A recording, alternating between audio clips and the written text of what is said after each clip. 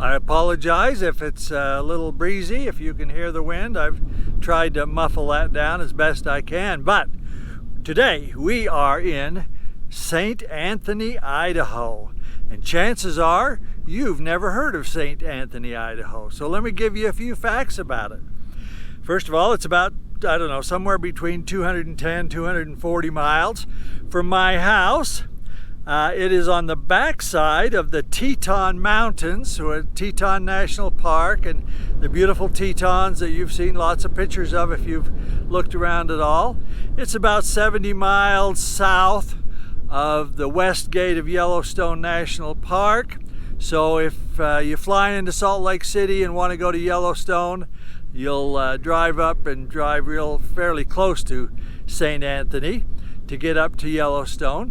And let's see what else. Oh, my parents, both of my parents, my mother and my father, that's both of my parents, were raised here within, I don't know, 15 miles one way or another. And their parents actually helped to settle this area, to come in and start the farming. It's mostly potatoes and wheat here, but my grandparents and my great-grandparents were involved in settling this country.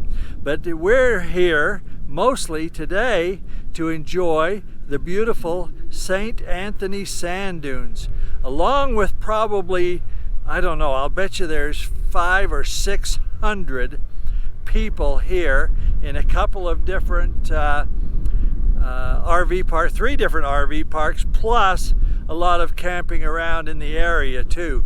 So people love to come up here and ride on their side-by-sides and their four-wheelers and their motorcycles for the sand. It's just a real thrill. When I was a child, so that's been 55 years or so ago, well, a teenager, but anyway, 55, 60 years ago, we would come up here and people had dune buggies even then that they enjoyed, and we enjoyed watching them, and we even rode in them a few times. But anyway, so here we are. We're going to try to get some beautiful drone footage and some stills. So welcome to St. Anthony. Roll that intro.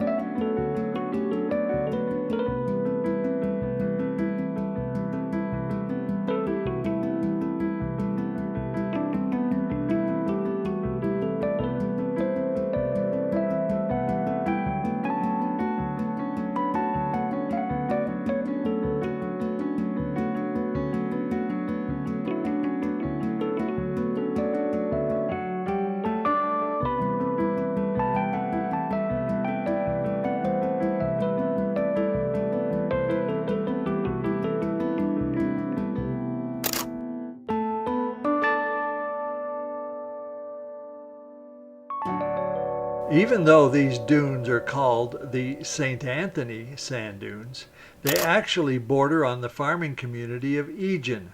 Only a few weeks ago I discovered the personal history of my grandfather on my mother's side, where he wrote about his family moving from Farmington near Salt Lake City, Utah, to Egan, Idaho in 1884, when he was only 8 years old.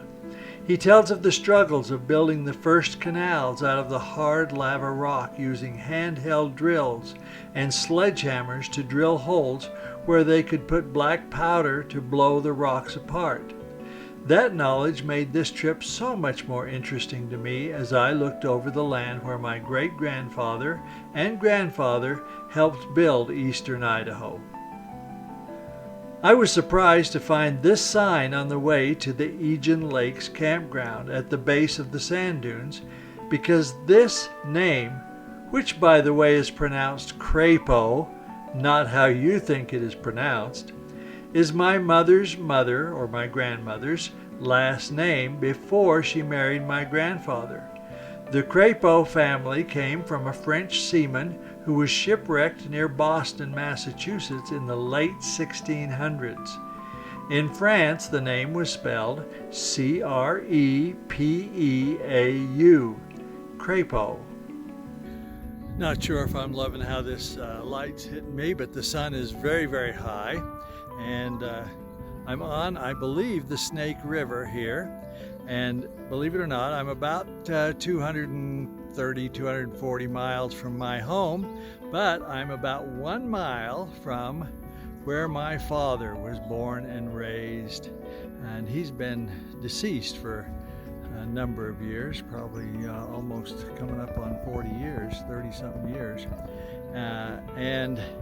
But I got up here and we went a little bit beyond where we used to always stop and visit family and stuff, and I find out that, man, this is a beautiful area that he was raised up in.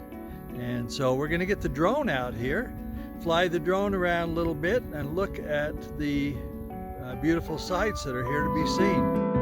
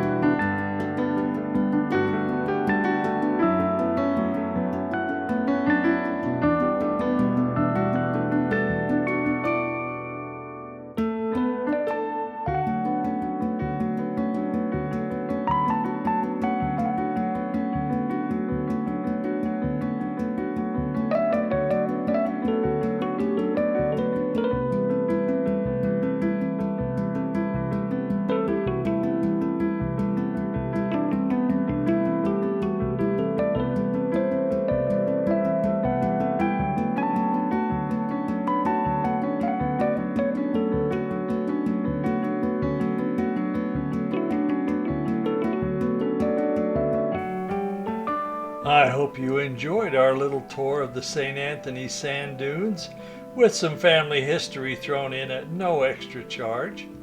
If you have enjoyed this, consider giving me a like with the thumbs up button below, and if you want to continue to see my vlog posts, hit that subscribe button and then the bell to get notified when the new ones come out. This is Scott Law, the world's oldest vlogger, and until next time, keep on keeping on.